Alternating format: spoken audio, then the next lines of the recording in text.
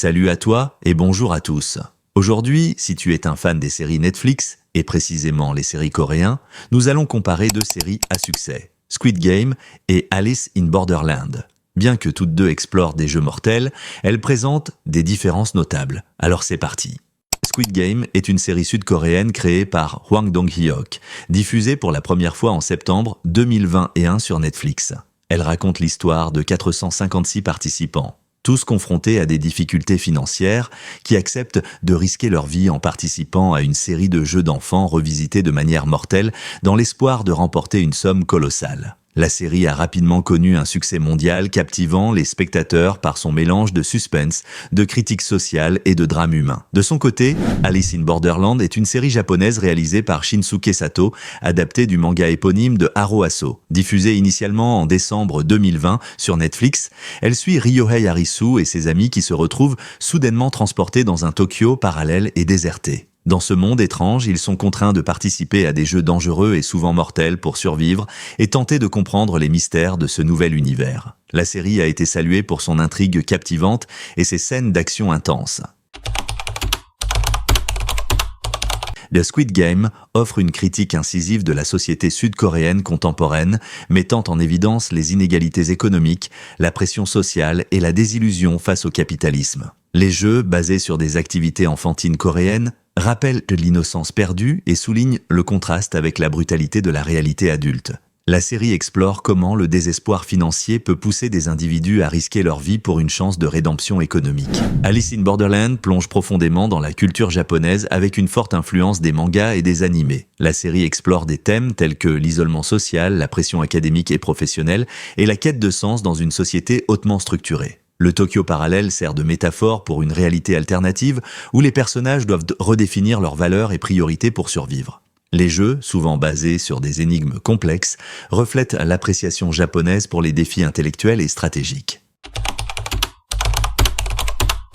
Donc, Squid Game se distingue par une direction artistique audacieuse qui juxtapose des éléments enfantins à une réalité brutale. Les décors sont dominés par des couleurs vives et saturées, notamment le rose et le vert menthe, créant une atmosphère à la fois ludique et inquiétante. Les uniformes des participants, inspirés des survêtements des années 1970, sont verts, tandis que les gardes portent des combinaisons roses avec des masques arborant des formes géométriques, cercles, triangles, carrés, symbolisant une hiérarchie stricte. Les espaces de jeu présentent des structures géométriques complexes, rappelant les œuvres de M.C. Escher, avec des escaliers et des corridors labyrinthiques qui désorientent les participants et les spectateurs. Cette combinaison de couleurs éclatantes et de formes géométriques crée un contraste saisissant entre l'innocence des jeux d'enfants et la violence des épreuves mortelles, renforçant le sentiment de malaise et de tension. Or, à l'inverse, Alice in Borderland adopte une esthétique plus sombre et réaliste pour souligner l'ambiance oppressante de son univers. La série se déroule dans un Tokyo parallèle déserté, où les rues habituellement animées s'y sont maintenant vides, créant un sentiment profond d'isolement. Les décors urbains abandonnés, envahis par la végétation, accentuent le mystère et la désolation du monde dans lequel les personnages évoluent. Les jeux se déroulent souvent dans des environnements urbains familiers, mais altérés, tels que des centres commerciaux abandonnés ou des stations de métro désaffectées, renforçant le contraste entre la normalité passée et la réalité présente. Cette approche visuelle réaliste et sombre amplifie les thèmes de survie et de quête de sens dans un monde absurde et impitoyable. Donc, dans Squid Game, l'histoire se concentre principalement sur Seong Gi-hoon, un homme endetté et divorcé qui lutte pour subvenir aux besoins de sa famille. Autour de lui gravite une série de personnages secondaires aux histoires riches et variées, chacun représentant une facette différente de la société sud-coréenne. Par exemple, Cho Sang-woo, un ancien camarade de classe de Gi-hoon, est un homme d'affaires brillant mais impliqué dans des fraudes financières, illustrant la pression du succès et les conséquences de l'ambition démesurée. Kang Sae-byeok, une réfugiée nord-coréenne, incarne le combat des déserteurs pour une vie meilleure. Ali Abdul, un travailleur migrant pakistanais, met en lumière les défis auxquels sont confrontés les immigrés en quête de stabilité économique. Chaque personnage secondaire apporte une perspective unique, enrichissant la narration et offrant une critique sociale profonde.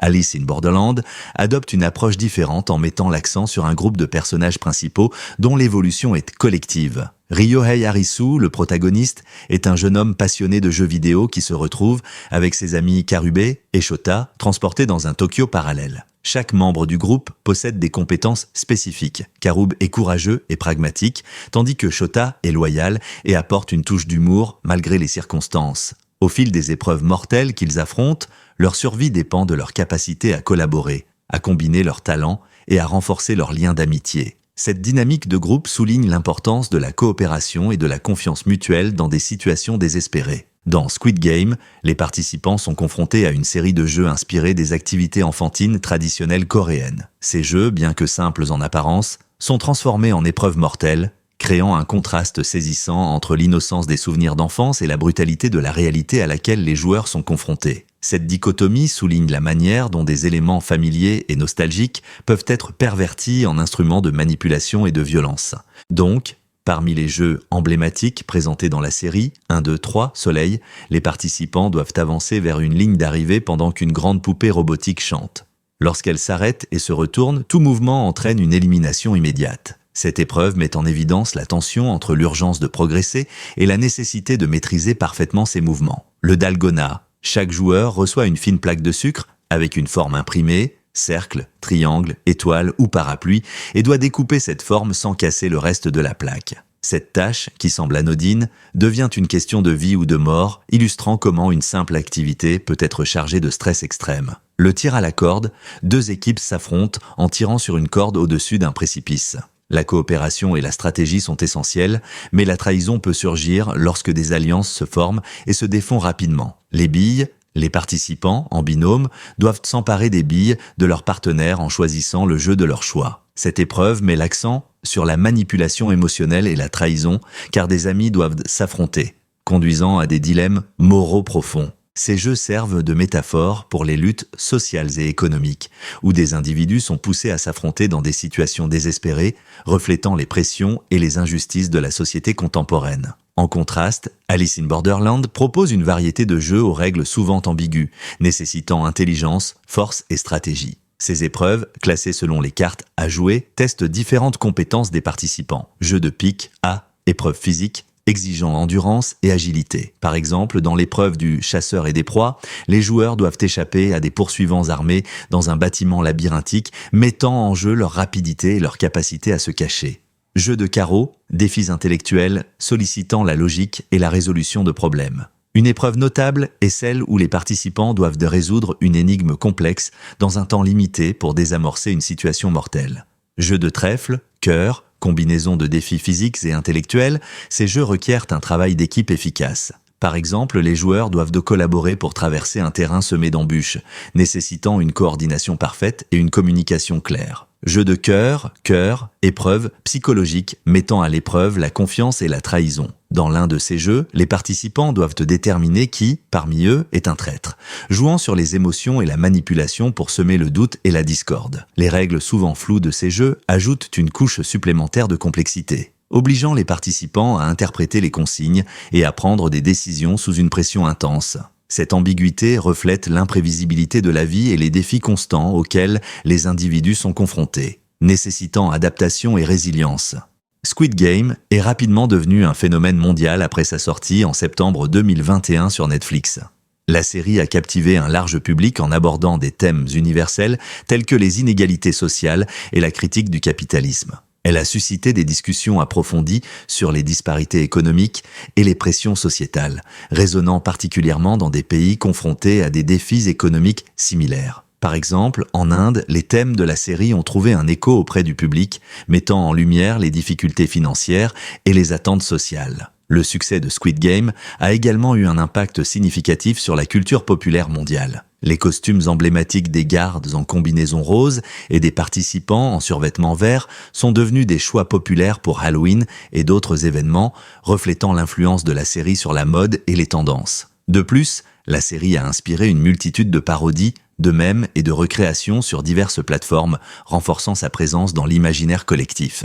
Par exemple, l'émission Saturday Night Live a présenté une parodie musicale de Squid Game, illustrant son intégration dans la culture mainstream.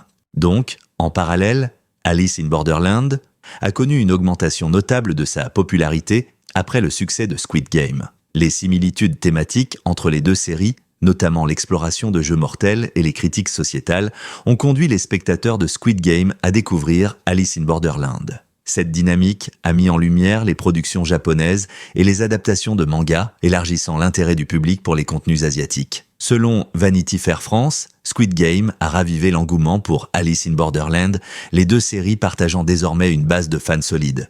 Vanity Fair, cette tendance souligne l'impact des plateformes de streaming dans la promotion et la diffusion de contenus internationaux, permettant à des œuvres issues de différentes cultures de toucher un public mondial et de favoriser une appréciation plus large de la diversité culturelle dans le paysage médiatique contemporain.